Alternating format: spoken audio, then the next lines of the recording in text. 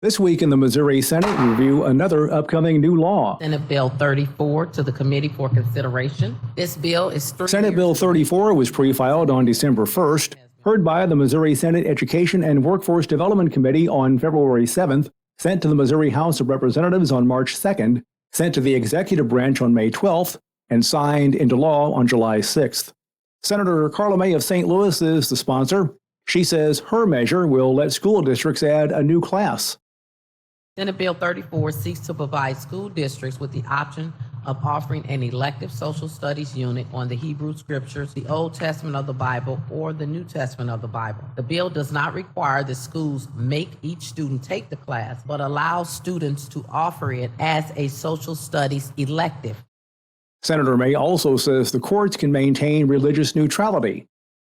The teaching of the Hebrew Scriptures, the Old Testament of the Bible, or the New Testament of the Bible allows students to focus on the historical impact, political impact, cultural impact, and literary style from texts of the Old Testament and or New Testament era, including the Hebrew Scriptures, to teach students knowledge of biblical content, characters, poetry, and narratives that are prerequisites to understanding contemporary society and culture. During Missouri Senate discussion of this legislation on February 22nd, Senator Brattin of Harrisonville told the sponsor he supports this bill.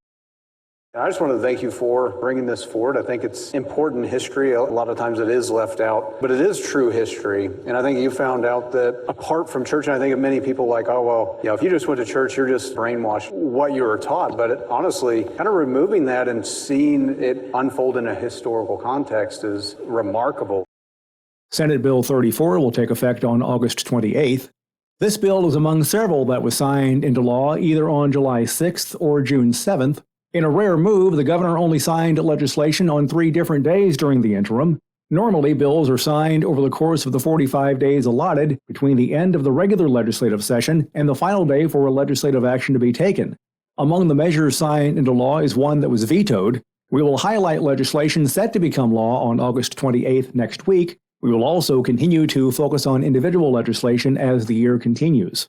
Missouri senators are a little less than 3 weeks removed from start of the annual veto session, which will begin on Wednesday, September 13th. By law, veto session can last as long as 60 calendar days. From there, Missouri senators may continue to pre-file legislation for the next regular legislative session, which will start in January. These measures will receive their official bill numbers starting on December 1st. And remember, you can follow these and other issues facing the Missouri Senate by visiting our website, senate.mo.gov. Reporting from the state capitol, I'm Dean Morgan.